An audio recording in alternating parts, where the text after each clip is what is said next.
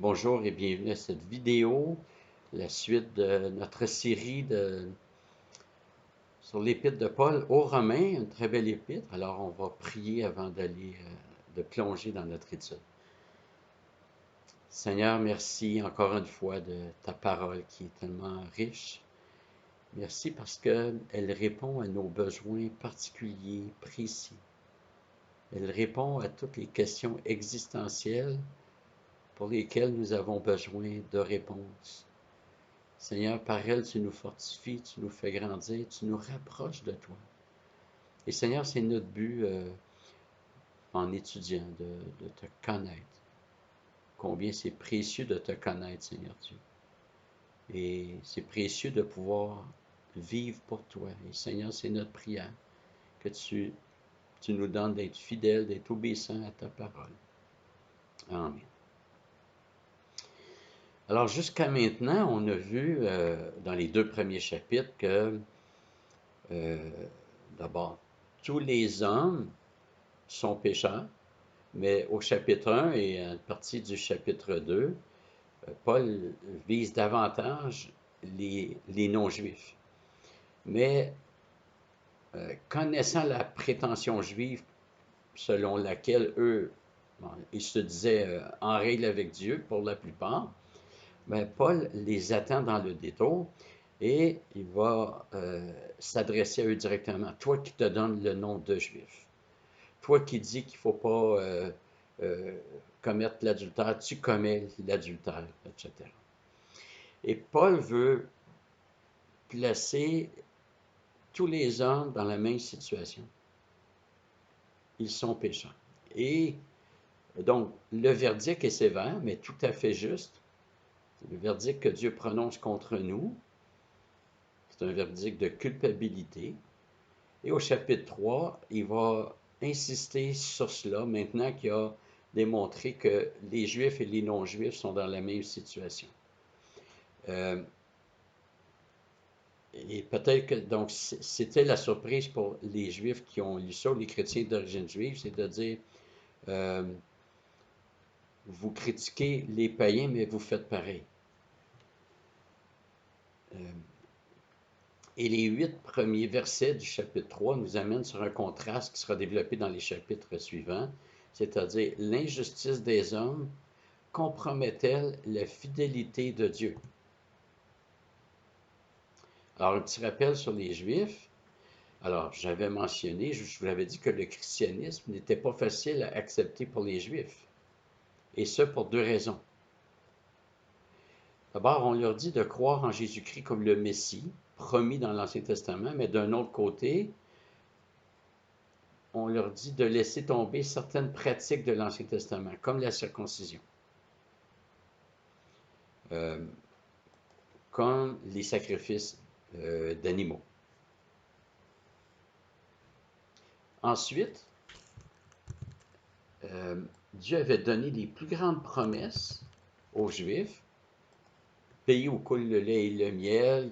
Il avait dit qu'il n'y aurait plus de maladie ni stérilité, qu'il y aurait la victoire finale et totale et définitive sur les ennemis, et que la possession de ces promesses devait passer par la venue du Messie. On leur dit de croire en Jésus-Christ parce qu'il est le Messie, et au lieu de rentrer dans ses promesses, ils ont l'inverse, ils sont persécutés, euh, ils connaissent la mort. Donc, ce que les Juifs espéraient était que le Messie libère la Palestine des Romains. Ils avaient compris, pour la plupart, que les promesses devaient s'accomplir littéralement et immédiatement lors de la venue du Messie. Alors que les promesses faites dans l'Ancien Testament connaissent un accomplissement qui n'est pas nécessairement littéral, c'est-à-dire qu'on passe des ombres à la lumière. Les sacrifices d'animaux, ben, on n'en a plus besoin parce que ça a été accompli par le sacrifice parfait de Jésus-Christ. Et le rôle des sacrifices d'animaux était simplement de préparer, d'annoncer, de promettre le sacrifice parfait qui s'est accompli en Jésus-Christ. Et c'est comme ça pour toutes les institutions juives. Elles avaient un rôle préfiguratif, mais l'accomplissement, c'est en Jésus-Christ. Donc, ils n'ont pas compris ça. Puis là, c'est où est notre pays, où est notre temple, etc. Comment ça se fait que le Messie ne vient pas confirmer cela et établir ça définitivement, mais plutôt, on nous dit de croire, mais là, on est persécuté. La paix, le Messie est présenté comme le prince de la paix. On se convertit à lui, puis on est persécuté. D'ailleurs, toute l'épître aux Hébreux a été écrite parce qu'il y avait cette lutte de compréhension-là chez les Juifs. Le Messie vient et les Romains sont toujours là et ils s'en prennent à l'Église. Alors, ce n'était pas évident pour eux. Donc, ces deux raisons-là, renoncer à certaines choses, mais aussi changer leur compréhension des promesses de l'Ancienne Alliance.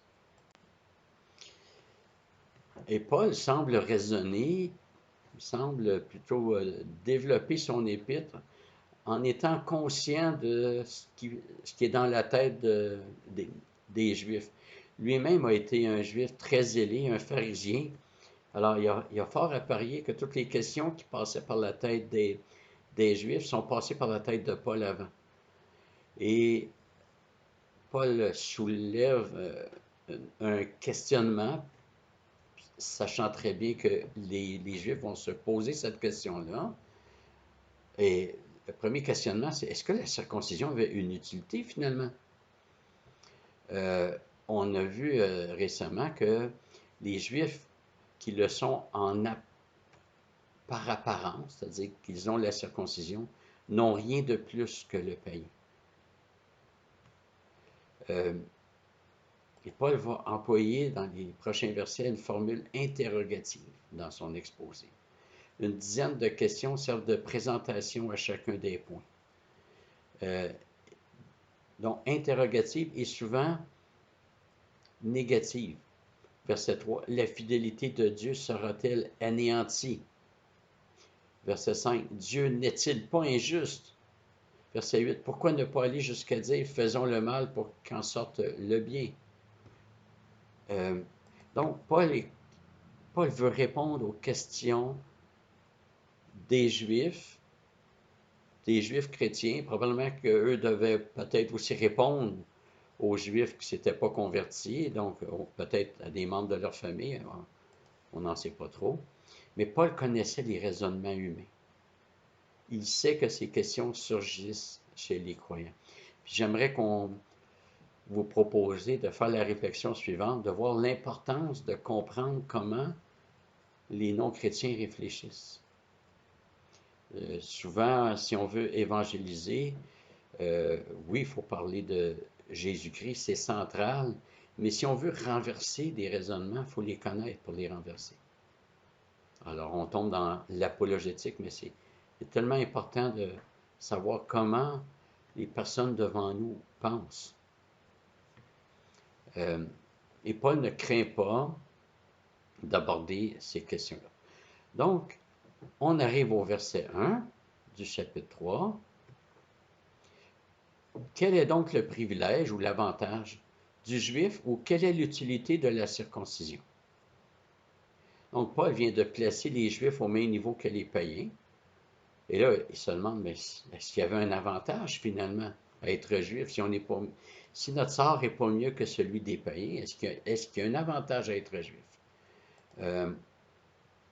Alors que Paul venait de dire au verset 25 du chapitre précédent que la circoncision sans l'obéissance devient incirconcision. Mais Paul va quand même parler de privilèges. Au verset 2, il dit « considérable de toute manière ». Tout d'abord, les oracles de Dieu ont été confiés aux Juifs. Alors, c'est un grand privilège, les oracles, c'est-à-dire que c'est au sein de la nation juive que Dieu a envoyé des prophètes. Et donc, pour plusieurs d'entre eux, nous avons les écrits et les Juifs avaient les écrits. Il y avait certainement en tête des textes comme le psaume 147, versets 19 et 20 que je vais vous lire. L'Éternel révèle ses paroles à Jacob, ses prescriptions et ses ordonnances à Israël. Il n'a pas agi de même pour toutes les nations. Elles ne connaissent pas ses ordonnances. Louez l'Éternel. Dieu s'est révélé à la nation juive et pas aux autres. Louez l'Éternel. Donc, le peuple juif a reçu les oracles de Dieu. D'abord, c'est un argument pour rejeter les livres apocryphes de l'Ancien Testament, ceux que l'Église catholique appelle les deutérocanoniques. Pourquoi?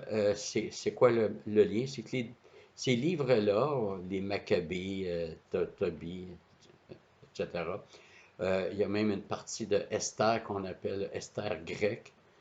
En fait, ce rajout-là, puisque c'est vraiment un rajout, vient défigurer complètement la structure littéraire. Il y a une belle structure littéraire en hébreu, puis l'ajout de la partie grecque vient complètement défigurer cette structure-là.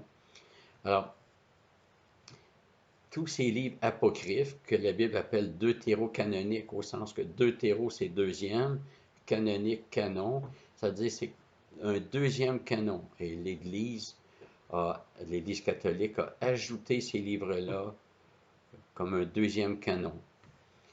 Et un des arguments que nous disons, c'est ben ça ne peut pas être canonique, puisque sous l'Ancienne Alliance, les oracles de Dieu ont été confiés aux Juifs, pas aux Grecs. Donc, les oracles font référence, comme je vous ai dit, à l'ensemble de la révélation de Dieu dans l'Ancien Testament. Il y a plus que la loi proprement dite ici. Les oracles incluent les promesses, les commandements, les prédictions, les récits historiques. Et en fait, le mot loi, parfois, signifie vraiment les commandements, les injonctions. Alors, on n'est plus sous la loi, mais ça parle des commandements. Et on va voir ça une autre fois, là, ce sujet-là, mais pour l'instant, je vous dis que le mot loi peut signifier commandement. Mais parfois, il peut signifier tout l'Ancien Testament. Dans 1 Corinthiens 14, 21, que là, j'y vais par cœur, Paul, euh, Paul dit qu'il faut regarder ce que la loi dit. Et là, il va citer Ésaïe 28, 11. Alors, Ésaïe, ce n'est pas un livre de loi, mais Paul présente cette citation-là comme faisant partie de la loi. Et dans Galates 4, de mémoire, Paul va aussi solliciter la loi. Que dit la loi? Bien, Abraham a eu 2 fils. Mais là, Abraham, c'est dans Genèse. Mais Paul désigne cela comme la loi aussi. Donc, la loi n'a pas toujours le sens de commandement strict, mais tout ce qui est dit, dans le but dans lequel ça a été donné, ça fait force de loi. Donc, les Juifs ont eu de grands privilèges, mais des privilèges impliquent toujours des responsabilités. Celle des Juifs était non seulement de recevoir cette révélation, mais aussi d'en faire la promotion par une vie conforme à cette révélation. Notre évangélisation doit être accompagnée d'une vie qui reflète l'Évangile. On ne peut pas défaire par nos actions ce qu'on veut faire par nos paroles.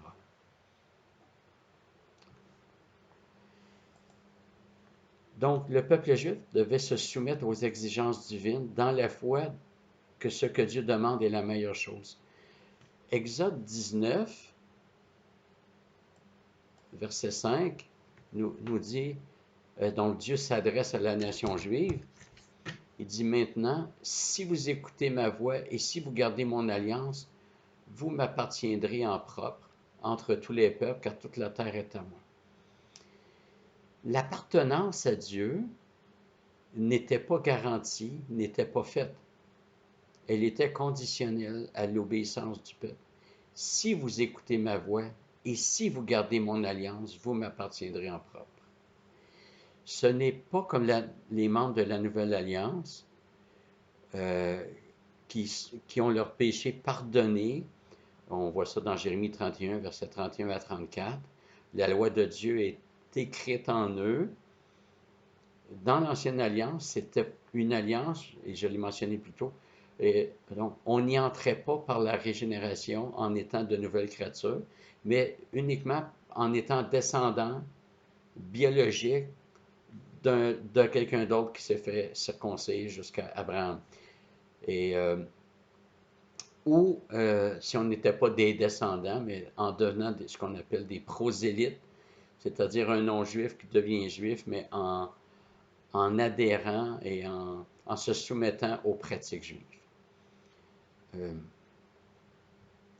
donc, c'est important de savoir ça, que je suis toujours surpris de voir des chrétiens qui pensent qu'Israël avait un statut inconditionnel. Ça n'a jamais été vrai. On le voit dans Deutéronome 28, ça ressort avec grande force, dans d'autres textes aussi. Euh, donc, leur statut dépendait de leur obéissance. Et l'obéissance requise consistait à reconnaître l'autorité et la sagesse de Dieu, et ainsi de pratiquer dans la confiance que ce que Dieu demande est la meilleure chose. Le fait que le peuple juif n'a pas donné les fruits à ce privilège n'efface pas et ne diminue pas le privilège en lui-même. C'est comme si quelqu'un reçoit un héritage assez élevé, c'est un grand privilège, mais il prend ça, il va dilapider tout l'argent. Ça n'ôte pas le fait qu'il y a eu un privilège, le fait qu'il ait gaspillé. Donc, ça demeure un privilège. Alors, Paul, vous allez voir, pour s'adresser aux Juifs principalement, mais il le fait ailleurs aussi, il va citer beaucoup l'Ancien Testament. Et ça, c'est une autre belle leçon qu'on peut avoir. Euh, pour convaincre les Juifs, il va utiliser beaucoup l'Ancien Testament. J'ai eu l'occasion, il y a peut-être une quinzaine d'années, de rencontrer à Montréal un Juif relativement âgé, avec la grande barbe blanche. Et donc, j'ai parlé avec lui de Jésus-Christ et je me suis fait un devoir d'utiliser que l'Ancien Testament. Parce que je voulais lui ôter l'argument que si j'avais cité le Nouveau Testament, qu'il puisse simplement dire, ben ça, c'est pas inspiré comme livre, ça. Nous, on ne croit pas en cela. Alors, je suis allé dans l'Ancien Testament, qui est inspiré aussi, pour lui démontrer le caractère messianique de Jésus-Christ.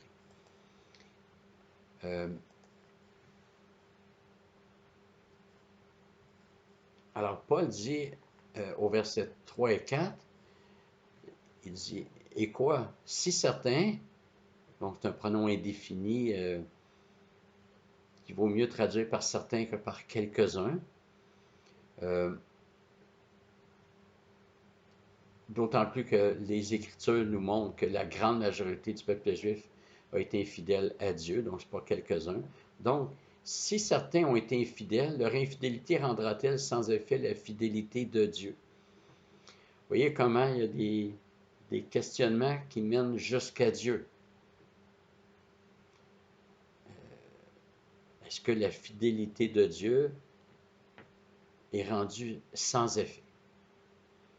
Et ça, c'est intéressant parce qu'on ne se rend pas compte peut-être qu'on est,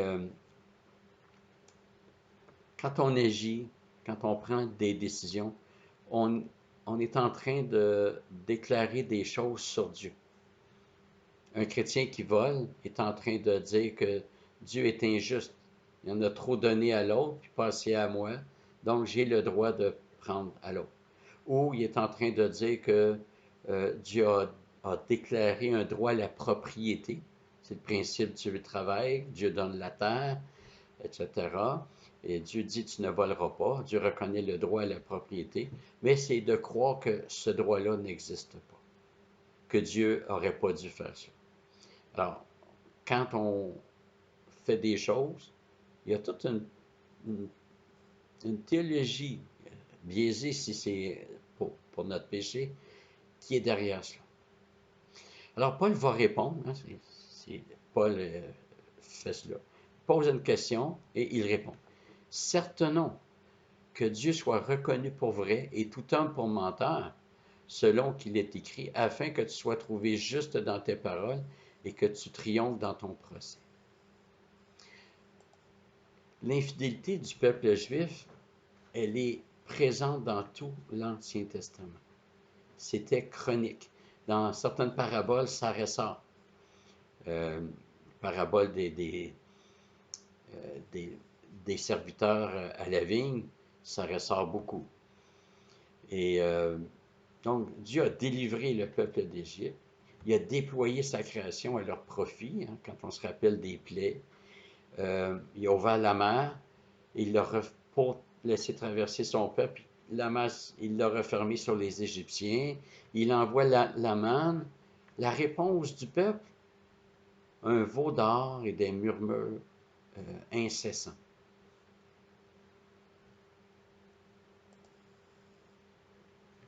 Mais c'est pas juste du mécontentement superficiel. Ceux qui ont murmuré, il y a toute une génération, toute la génération qui avait connu l'Égypte est morte au désert pour les murmures, l'insatisfaction. Et ils ont prêté des intentions à Dieu. C'est pour nous faire mourir que tu nous as amenés au désert. Ils sont en train de dire, ta promesse de nous faire entrer dans le pays de Canaan, dans la terre promise, c'est un mensonge. Ton but, là, tu nous as trompés, ton but, c'est de nous faire mourir au désert. C'est très grave. Donc, le peuple a répondu aux bontés de l'Éternel par des murmures et de l'idolâtrie. Et donc, toute cette génération qui est sortie d'Égypte est morte au désert, mais pas avant d'avoir donné naissance à une nouvelle génération qui, elle, est entrée en terre promise. Toute la génération excepté Josué et Caleb. En fait, Josué et Caleb sont les seuls qui ont connu l'Égypte et Canaan. Moïse est mort au désert, mais pas comme la génération qui a été condamnée. Dans l'Épître aux Hébreux, l'auteur mentionne la génération qui est morte au désert à cause de leur incrédulité et pour laquelle Dieu a dit, je l'ai juré dans ma colère, ils n'entreront pas dans mon repos. Mais dans la même épître, l'auteur dit que Moïse a été fidèle dans toute la maison de Dieu comme serviteur. Donc Moïse n'est pas à mettre dans la même catégorie que cette génération. Mais donc la nouvelle génération rentre en Canaan. Et là, sous Josué, ça s'est relativement bien passé, tant que Josué était vivant. Après, ça s'est dégradé. Et arrive assez rapidement la période des juges. Et cette période-là, en fait, ceux qui ont étudié le livre des juges, vous avez sûrement appris qu'il y a un cycle qui revient à plusieurs reprises, et j'espère m'en rappeler. C'est un cycle, en fait, on peut résumer ce cycle par cinq étapes, dont chacune commence par la lettre A. Alors, Dieu donne le repos à son peuple. Le peuple se rebelle. Donc, repos, rebelle. Dieu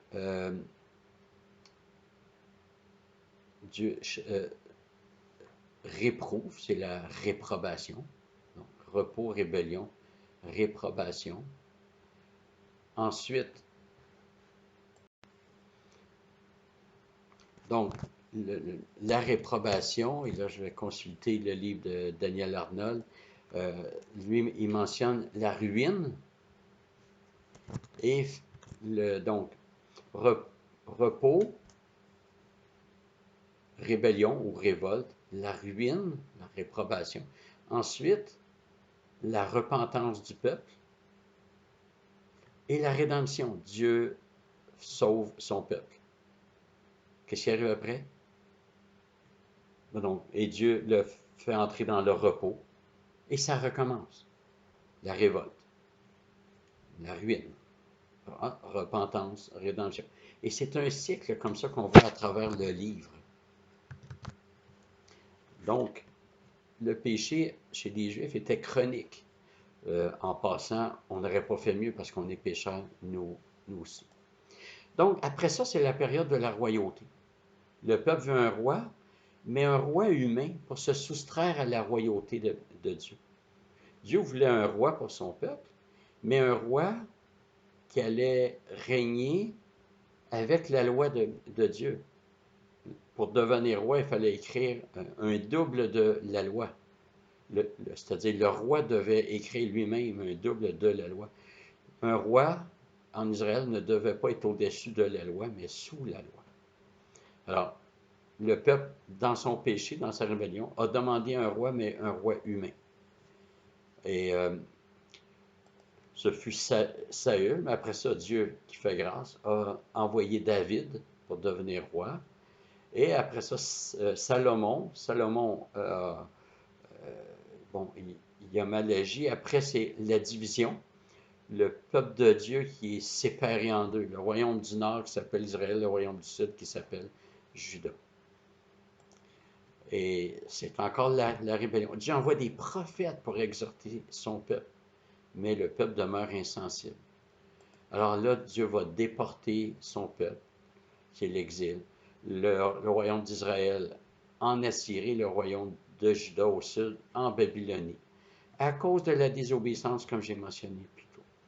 Donc, l'infidélité de la nation juive fait ressortir son péché chronique, mais aussi la patience de Dieu. Si vous voulez voir ça, Néhémie chapitre 9 donne un résumé de l'histoire du peuple juif où se succède la grâce de Dieu et la désobéissance du peuple. Alors, la patience de Dieu, elle est excellente, elle est parfaite, mais elle n'est pas infinie dans le temps. La patience de Dieu, c'est justement une période que Dieu donne à l'être humain pour réaliser son péché et se repentir. Alors, voilà, la prochaine fois, Dieu voulant, on va reprendre avec la fidélité de Dieu à partir des mêmes versets. Alors, je vais prier avant de vous saluer. Père éternel, on veut confesser que nous aussi, nous sommes pécheurs. Et n'eût été de ta grâce souveraine, nous serions encore dans nos péchés. Et Seigneur, on veut te remercier pour ton pardon. Merci de nous avoir éclairés sur notre péché, parce qu'on ne le voyait même pas. Seigneur, donne-nous d'être une lumière pour les non-croyants. Seigneur, qu'on puisse te refléter, que les gens puissent avoir une image relativement conforme de toi en nous voyant. Alors Seigneur, merci encore une fois, bénis la suite des choses pour nous, pour chacun qui écoute présentement, Seigneur. Je te prie de les bénir là où ils sont. Tu connais leurs besoins. Peut-être que certains sont dans la souffrance, Seigneur Dieu. Je te prie de leur donner de traverser cette difficulté en gardant ta perspective, Seigneur. L'épreuve, on ne doit pas chercher à s'y soustraire à tout prix, mais peut-être que tu veux nous parler quand on est dans l'épreuve. Seigneur, bénis-nous tous. Donne-nous de te glorifier en toutes choses. Amen.